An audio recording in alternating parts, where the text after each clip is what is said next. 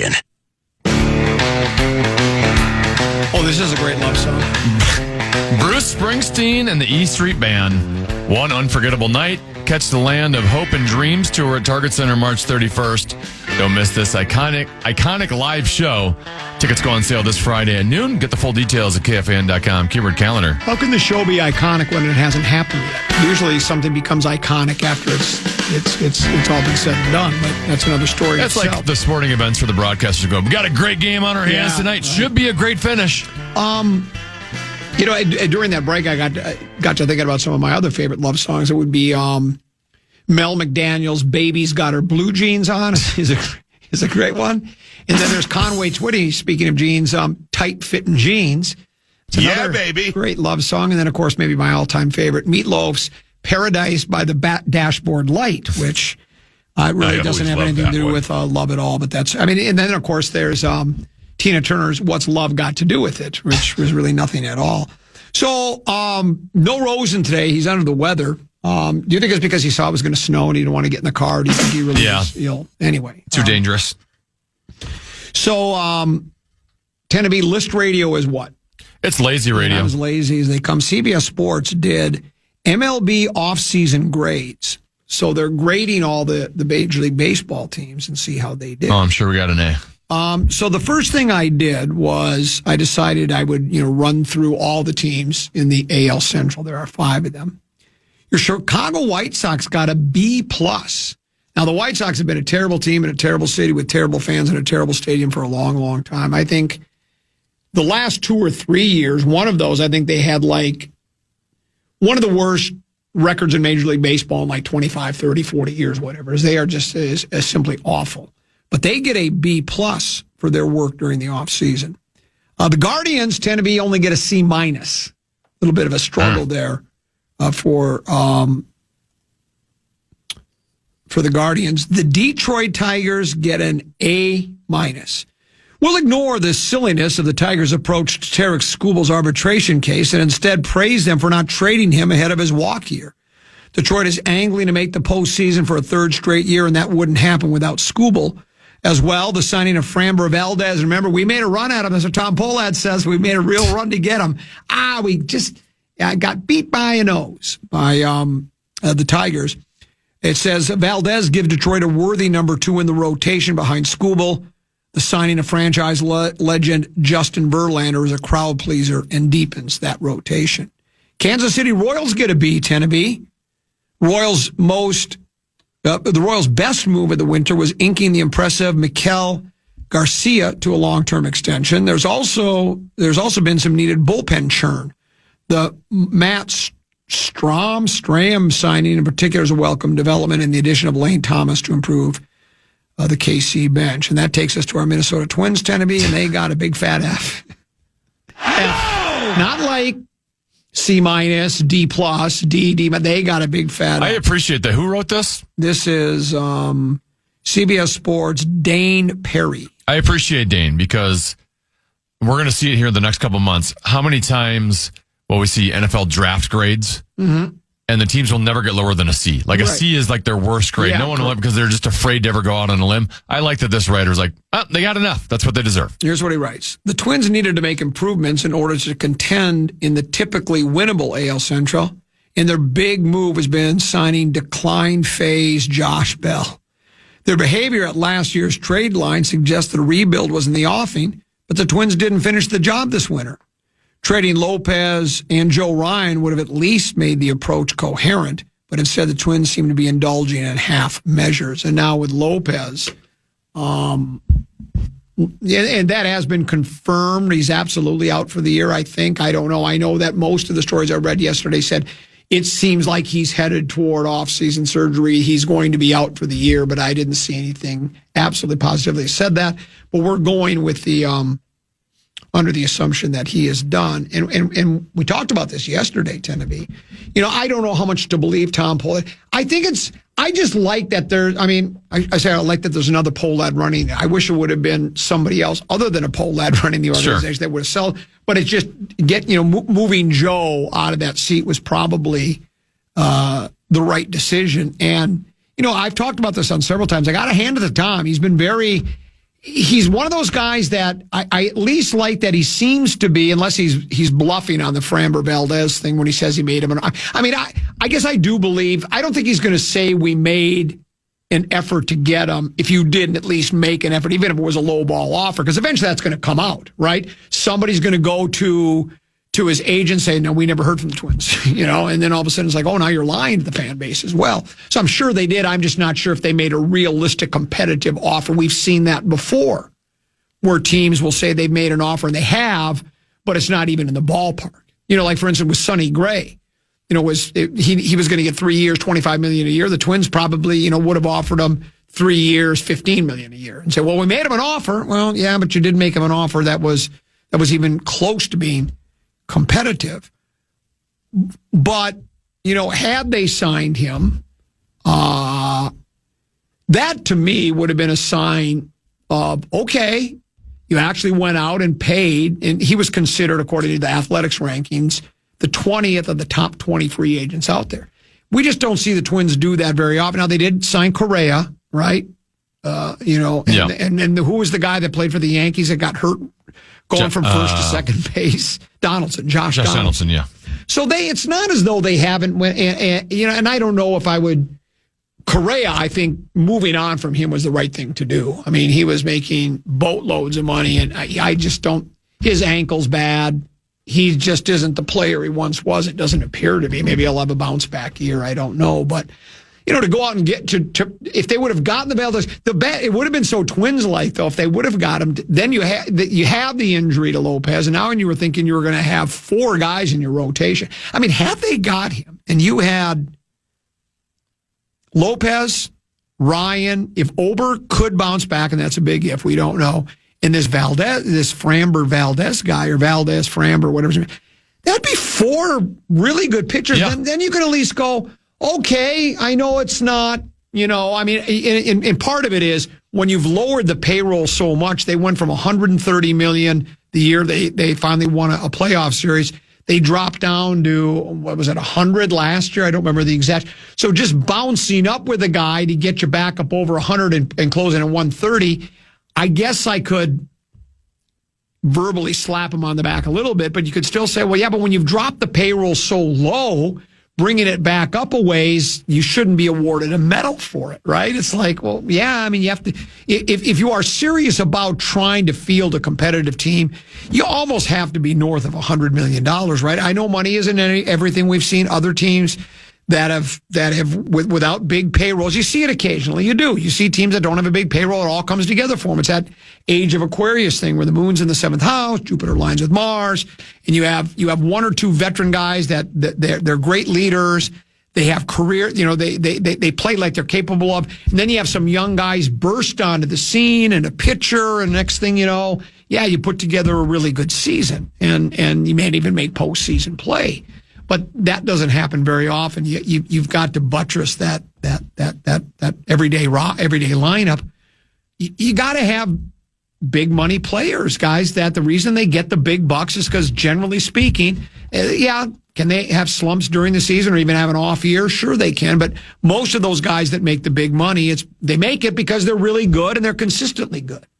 And then if Buxton could have the kind of year he had last year, then you'd be kind of interested. But now, you don't get a guy that apparently, and it could have been. Look, it's high. I've not seen any stories outside of the quotes from Pohlad about making a run at Valdez. I've not seen anything nationally about it.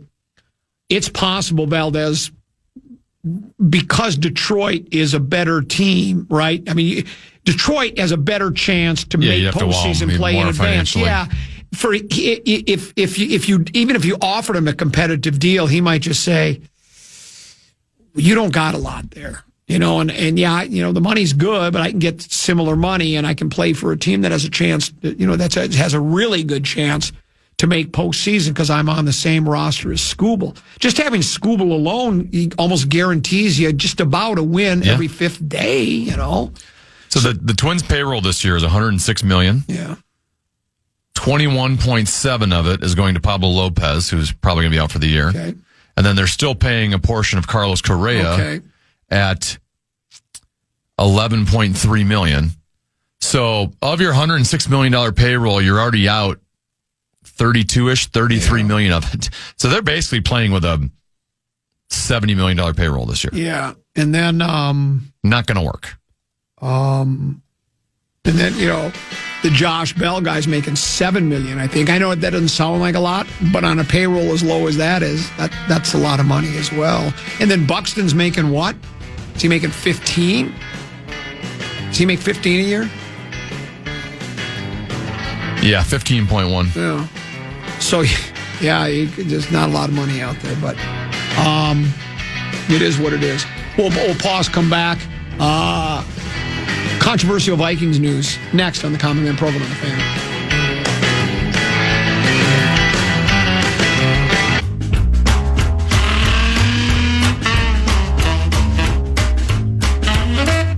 Well, the Wednesdays mean your shot at wild tickets all day. Use the talkback feature on the iHeartRadio app and tell us what's one trend from the first half you think will continue and one that won't for the Wild. Winners will be selected all day for Wild versus Mammoth tickets on March 10th. Get the details at KFAN.com. Keyword contest. What the heck was I doing watching speed skating? More like demolition derby skis. They had like 40 people on the ice at the same time, and all they kept doing was colliding. Meanwhile, it's Olympic hockey. Where are we at, Tennessee? I just turned it on. I forgot they were relatively playing. Early in the game, yeah. USA versus Sweden. It's 0-0. USA just had a power play. Actually, it's still about 10 seconds left in the power. They did not capitalize, but USA's looked pretty good thus far. Out shooting Sweden 5-0 now, 6-0. It looks like the USA against the Bumblebees. That's it. I love Sweden's uniform. They have the best uniforms in all. They're sweet. They are nice. The logo's great. Plenty of quarterback talk in this town, but we're going to shift to quarterback conversation in a different city, Tennessee. And it's that, the search is always to find the franchise quarterback, right? And then to get that franchise quarterback and have him burst onto the scene right away, like Jaden Daniels did for Washington. First year he got him. Now he was injured last year and didn't work out. But his rookie year, he took Washington to the NFC Championship game. Caleb Williams in his second year. Was it year two this year? This is the second year, yes. Second year. Year two, look what he did. He went from a struggling quarterback in his first year when he didn't have probably the right structure around him as far as an offense. Ben Johnson comes in and puts together an offense that's elite. They get some offensive linemen that can block and pass protect, and Caleb Williams has a terrific season. Kansas City, Pat Mahomes, arguably the best quarterback in pro football. Story that from earlier today says the Chiefs restructured Patrick Mahomes' contract for the fourth consecutive season. It's according to Over the Cap, opening up tens of millions of dollars in salary cap space. Mahomes was scheduled, Tennessee, to carry a $78.2 million cap hit in 2026. But the Chiefs converted $54.45 million of his salary into a signing bonus to lower his cap number to $34.65. The clearance of $43.65 in cap space is the first step towards creating financial flexibility in what is a critical offseason for the Chiefs. They entered 2026 more than $57 million over the cap, and I think that was the largest number over the cap in the entire NFL. And that is the issue that every team has to face eventually. You search high and low for your franchise quarterback. You finally find him. And let's face it, they've reaped the benefits in Kansas City. Has he won 2 or 3 big games now? I think Mahomes. 3, hasn't he? I think it might be 3, but I've stopped counting. 3 big games, and he's had a big game loss or 2, right? Yes. So they've been, he is a quarterback. It's not all him. Andy Reid has a lot to do with it. Your tight end, your defense, your offensive line is terrific. But it's first and foremost, it's Pat Mahomes. But then you do, and that's why it's all, to me, and again, I'm kind of contradicting myself because I love right after the Monday after the big game like this year, I go, who's the world champ? Well, that was last year. I'm already now moved on to next year. But for Kansas City, it's all kind of gravy now, isn't it? When your quarterback has has won you 2 or 3 world championships, and every year, I mean, this dominance they've had winning the division and getting to AFC championship games is you get a little bit spoiled. And so, but to keep... It's a Brady Patriots type run. Exactly. Yeah. But to continue to do that, it's harder to do it when the quarterback gets out of that contract. But here again, the salary cap. That's why I've always thought the salary cap is really almost non-existent, because I know it's called kicking the can down the road, and people that are smarter than me, the Rob Brzezinskis of the world, and they're even I'm assuming fans that have a deep grasp of the salary cap. I know there are members of the media. It's their job. They have a deep grasp of the salary cap and how it affects when you do the signing bonus, and then how is that money dispersed through the life of that player's contract and such like that. But it seems like all these teams, I've not seen a team, told, well, you can't, you have to forfeit your first game because you couldn't figure out a way to get under the salary cap. They all figure out a way to do it, and everybody seems to get their money. Now, there are always what's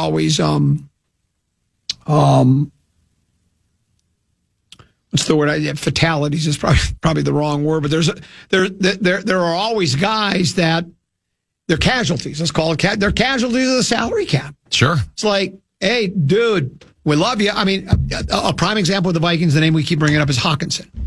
Dude, we owe you 21 for 2026. It ain't happening. I'd love to keep you. So what we'll do is we'll restructure your deal and maybe do a little bonus money here, and you might have to take a pay cut there, whatever the case may be. And guys generally agree to it, right? What are you going to do? So it's good for some players, bad for others, but it's a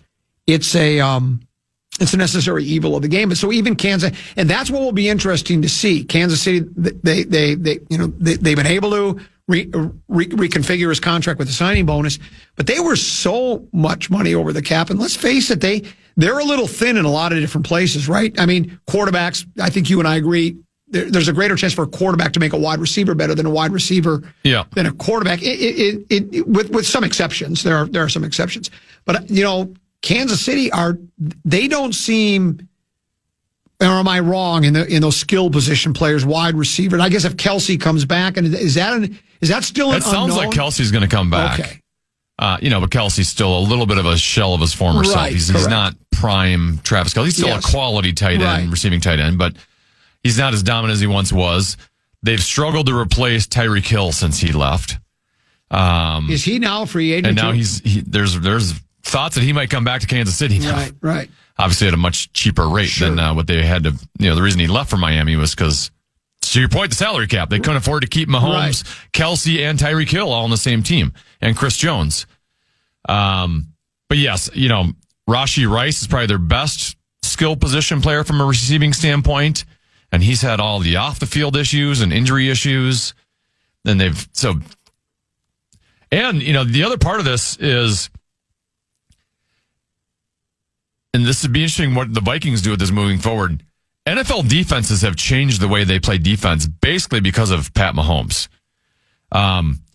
There's a fantasy football guy I follow who's kind of an analytics fantasy football guy who talked about how the last 2 years, the amount of 12 personnel, which is one running back, 2 tight ends, has increased over the last 2 years. And the reasoning behind it is all these defenses now, because of Mahomes, they're refusing to give up deep plays. And they're all putting 2 high safeties. And so now offenses are adjusting by 1, running the ball more, and 2, having more 2 tight end sets and having less 3 wide receiver sets. The league has adjusted to Pat Mahomes and the Kansas City Chiefs, and they haven't had the personnel to overcome those adjustments. Well, there's another story I saw, and I'm scrolling to find it, and it'll probably take me a while. Maybe on the other side of the break I will. But it was talking about how, sort of kind of on the same line of thinking, just how, it seems like I don't think it's a tidal wave of a shift, but there's a shift where defense is now becoming more in vogue again, where teams are focusing more on defense than they are on offense. And there's an interesting story that I think it raises some interesting issues is what it does. So let's do this. Let's take our last break of the Grum. I'll find that. I also have another list story that I think is kind of interesting. It involves quarterbacks. Still 0-0 Tennessee, right? Still 0-0. Sweden has carried the play about the last 5 minutes or so. 9.5, just over 9.5 minutes to go first period. We'll break. We'll come back. One more segment to go here on the Common Man program on the Fan.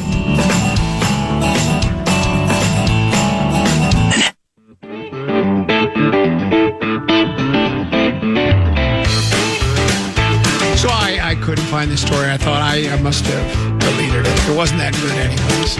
But defense wins championships or some nonsense like that. So it's no big deal. We'll get through it. I do have a couple of NBA topics I want to get to. And I like this one a lot. Chet Holmgren has one NBA rule change that he would like to see happen. Did you see this story? No. This is from MSN, courtesy of the OKC Thunder Wire.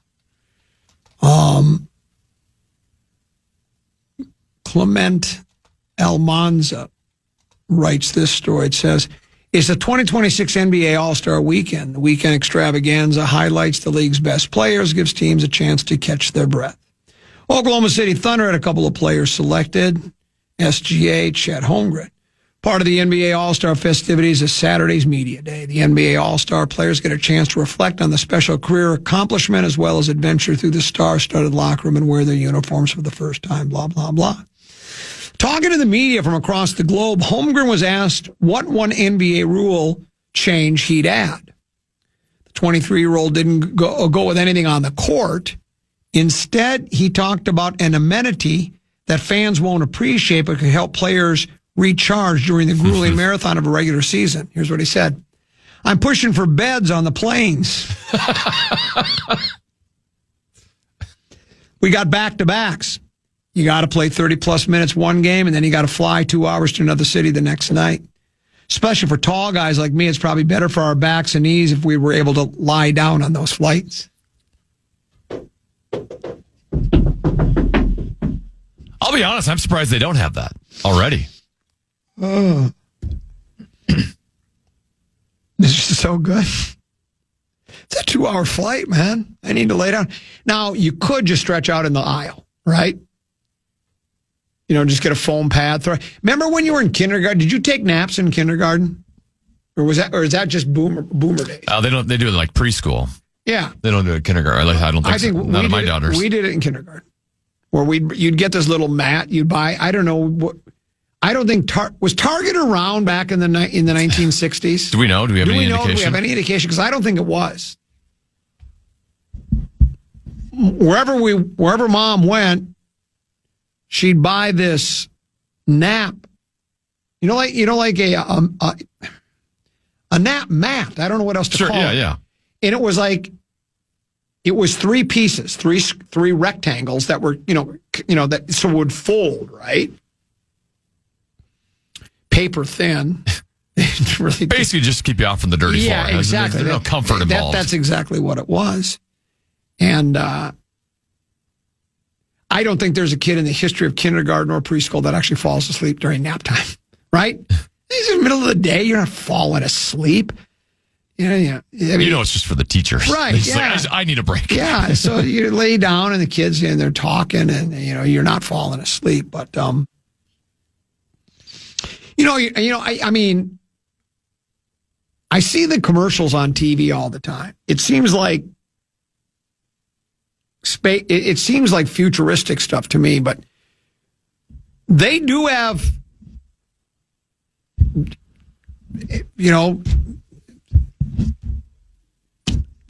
jets that do have beds in them. Yeah. Now, where you can what's the cost of that ticket? Let's say you're flying in, I think it's pretty much only for transcontinental flights, right? You're going from somewhere in the United States and you're flying to, let's say, Europe somewhere, okay? It could take 6-7 hours. So there's an actual bed that you can actually, and I don't know what the cost of that would be, but that's what Chet's looking for.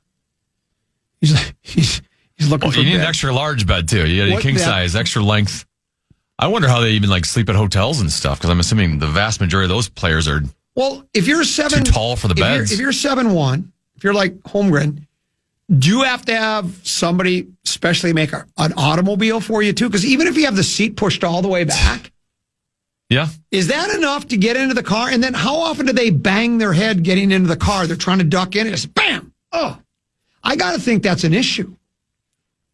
But maybe that's far enough. Other extra headroom cars out there. I don't know. They'd probably call them max headrooms, is what they'd probably call them. Hey-o! But I wonder if those seats go far enough back for them. So that's what that's the rule change he wants. And he says it's a rule change. Is it a rule you can't have beds in a plane? I don't think it's a rule. Maybe there's like a competitive disadvantage to it, right? Where some owners can afford it and some can't. Right, like if it's Major League Baseball, like the Pohlads they ain't putting a plane with beds in it. I think you're right there. But the LA Dodgers would, so then there's a competitive advantage to it. Well, how about if you the luggage storage areas? Couldn't you just take out the little dividers and you could just stuff them up in where you put your carry-on luggage, where you put it up on top in the compartments? Yep. Take out the dividers, and then just Chet could climb up in there and they could just close the doors. Now, you'd have to make some breathing holes for them, right? Because it's probably, and that might not work then. You can't leave them open, can you, on a plane? No. Because then you fall out. If you get into turbulence and all of a sudden, boom, boom, boom, boom, and then Chet comes falling out and crashes down onto he's already had enough injury issues. So I don't know if that's going to work either. And then I saw this. Now, Tennessee, here in town, I think that, obviously, the Vikings don't get high marks in the front office because they just fired their general manager. I don't think the Twins get a lot of high marks in their front office, though I do think both the Wild and the Wolves do, right? Billy Guerin is, with the moves he has made. He's aggressive but not reckless? He's aggressive but not reckless. Now, you brought this up a few weeks ago, right? Not every guy we have on the team was brought here by Guerin. No. Kaprizov was prior to Guerin, right? He was drafted by Chuck Fletcher. Right. So, but like going out and making the trade to get Quinnesota, that was all Billy Guerin, and it is being trumpeted as one of the best acquisitions. Well, and the assets he used to trade him were draft picks from, his regime. Right. So, hold on. Here it is. And then Chuck Fletcher. Who's the guy with the Wolves? Tim Conley, right? I mean, he comes in. He was the architect, apparently. He gets all the credit for what they did in Denver. And then he left Denver and he came here and he made the big Gobert trade. And then they went to the Western Conference Finals, makes the Big Meow trade. He comes Bodega Cat. They get to the Western Conference Finals again, and he gets high marks for what he's accomplished. CBS Sports, they love rankings. Sam Quinn, we've used his work on the air many times. NBA front office rankings. So, and I've bought into the Tim Conley as a front office guru, right? That he's really good. So I expected to see maybe not the number one spot, but, certainly near the top. Sure.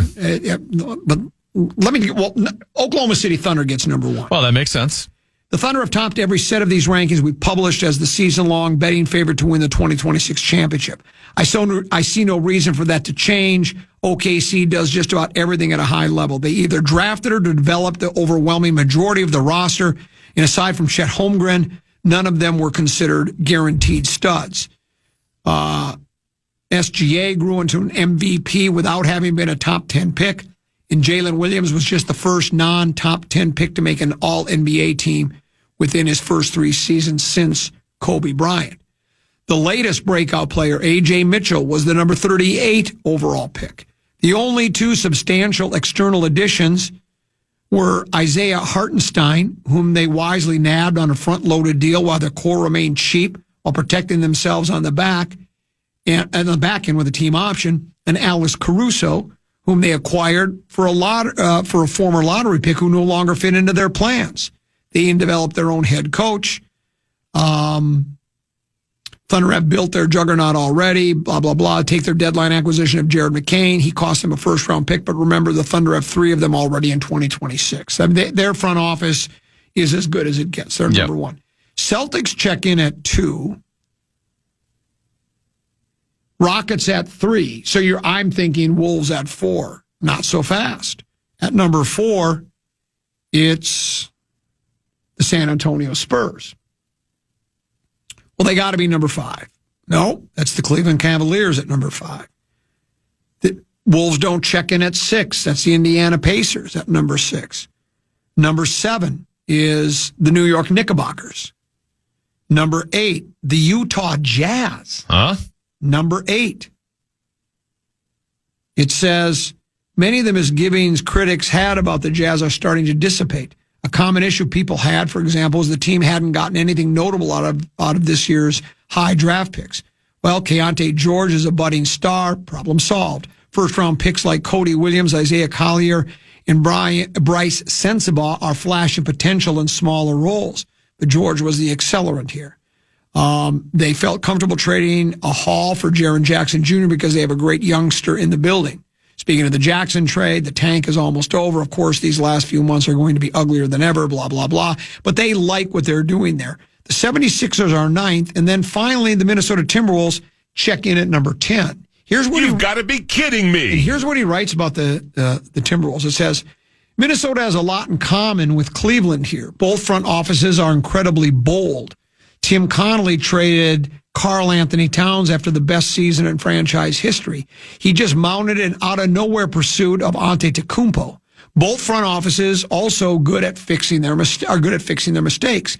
The Timberwolves couldn't find a way to re-sign Nah last offseason while staying below the second apron, so they traded for Ayo to replace him. Of course, this marks the first meaningful difference between the two teams. Dan Gilbert would have just shrugged and gone into the second apron. It's still not clear how committed to spending this ownership group is going to be. Connolly got points for ingenuity with how he handled Mike Conley at the deadline, using a late first-round pick swap to dump his salary, but getting far enough below the first apron in the process to re-sign him after he was subsequently dealt again and bought out. Of course, there was no tangible basketball benefit to doing so. That flexibility might have helped them land Antetokounmpo, but ultimately it just saved money. Then it says, Conley's boldness has also come back to bite him a bit more than Cleveland's had. The decision to trade a lightly protected swap and an unprotected first-round pick deep in the future for Rob Dillingham was a good risk in theory, but in practice, it was a bet on the wrong player. Ultimately, the move was a borderline disaster. The Rudy Gobert trade, even in light of Minnesota's consecutive trips to the conference finals, was an overpay. Yep. How much worse is Walker Kessler than Gobert, really? And remember, Rosen laughed at Walker Kessler when we brought him up not long ago. The gap is not the overwhelming majority of Minnesota's tradable draft capital. Connolly's aggression and creativity are by and large positive traits. It's also fair to wonder if he gets a bit too fixated on specific mood and overpays to his detriment. Who else could Minnesota have pursued alongside Anthony Edwards if Connolly had been a bit more cautious about giving away all those picks? We'll never know. Still, the track record speaks for itself. In addition to those two conference finals, Connolly built the bulk of Denver's 2023 championship team. He is unquestionably a very good general manager. This is just the range of the list in which concerns start to get a bit more noticeable. And I think that was one of the, I've repeated this over and over and over again. I was all in on the Gobert trade just because I was willing to try anything at this point, because this has been, until those Western Conference Finals appearances, weren't the Wolves had the worst winning percentage of the 4 major men's sports since the Wolves got into the league than any other team? Hockey, baseball, football, basketball. I think they were. The winning percentage was like in the 200s. So when you've only had one Western Conference Finals appearance in which we lost to the Lakers 4-2, and that was at 03, I think 03, 04, I was willing to give anything a try. But they did give up a lot in draft picks, and as the Sam, whatever his name is, that put the story together, like he says, do you become so fixated on a player that you're willing to mortgage a lot of the future to get him? And it remains to be seen. It did get to two NBA finals, and the people Western Conference Finals. Western Conference Finals, and the people I trust tell me, and so far, I mean, the kid they got from Chicago, he was having a terrific year before coming here, and I think he fits in real nice. It's what they needed. They needed somebody who could come off the bench and score points, and he's capable of doing that, apparently. So it'll be interesting to see, but I know I don't know if I've overrated how good of a front office guy Connolly is, but it does make you have some second thoughts anyways. Well, we're at between periods now, first intermission. Is that correct? Still 0-0 after one, yeah. It's a pretty competitive game, close game. Sweden's going to be a tough out. Earlier, the Czech Republic was a tough out. They were. I mean, that went to overtime. Canada, the number 1 against number 8, right? Well, and Czech had a 2-1 lead after one. They had a 3-2 lead in the third. They took the lead in the third period. And just over 3 minutes to go is when Canada tied it, and then they won it in the 3-on-3 overtime. So if USA wins, they'll play Slovakia in the semifinals. If Sweden wins, Sweden would then have to go play Canada because they reseed after the quarterfinals. Okay. But Finland also came back to beat Switzerland today. They were down 2-0. They won. They came back and won that one in overtime. One more list radio thing to close out the show, Tennessee. Bleacher Report has come out with the top 99 quarterbacks in NFL history ranked. Top 99? And we're going to start at 99, and we're going to discuss each quarterback. And I think we can squeeze that in about the 5-6 minutes we have left. I wasn't going to go that far, but I want to scroll, and there's probably an easier way to get to number 1 than to just scroll to it, but I'm going to have to do the scroll because it starts at 99 and goes all the way up. Because there are some Vikings quarterbacks that have made this list. Not a lot of them. Oh, Brett Favre. Well, yes. Brent Tarkenton. Yeah. Well, and in Favre's case, I think it has. I mean, he did have a great year here. I think it probably has more to do with his exploits with the Green Bay Packers. But yes, I'm guessing Kirk snuck in. He is in there, and again, that might be a lot.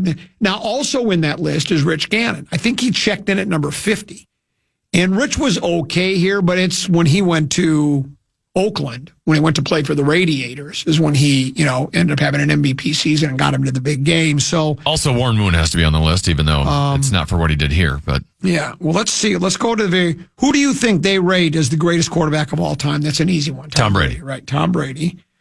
Number 2, who do you think? Peyton Manning? Joe Montana. I was going to say Peyton or Joe. And then they have Peyton Manning at number 3. Number 4 is Pat Mahomes. Number 5, Aaron Rodgers. Do you put Rodgers that high in your list? They got Elway 6. I think Elway was better than Rodgers. Well, I mean, the question was, maybe Packer fans can end this. Would you pick Favre or Rodgers, right? I felt like they had very similar numbers, similar careers. They both won the one big game. They had Rodgers at 5, Favre at 7. Okay. Is what Bleacher Report had it I'd be at. curious how you differentiate those two. Breeze at 8, Steve Young at 9. I mean, I know he was a terrific quarterback. And it's all subjective, right? I mean, over Dan Marino? He has Marino at 10. Okay. I thought the same thing. But then you got just because he won a big game? It must be. Then you have Unitas at 11, and then the guy that should have been the number 1 quarterback of all time, Otto Graham. He's at 12. But still, 12's pretty good for an old Eli guy. Manning? I'm waiting for his name. He's not on there at all. I was on there at all? No, I didn't even see him. You're vindicated. I still think he's Hall of Fame worthy. I'm surprised he's not on there at all. Yeah, I was. I mean, I don't think he should be anywhere near the top 10, but top 99. Unless I skated by him and didn't see it, but I was looking for him, so I shouldn't say 100% he's not there. 2 big games is worthy enough to get in the top 99. They've got Tarkenton at number 13. Okay.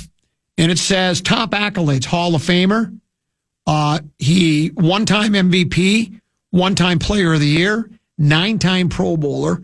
One time he made All-Pro, and he also won the Burt Bell Award one time. Then it asks his stats.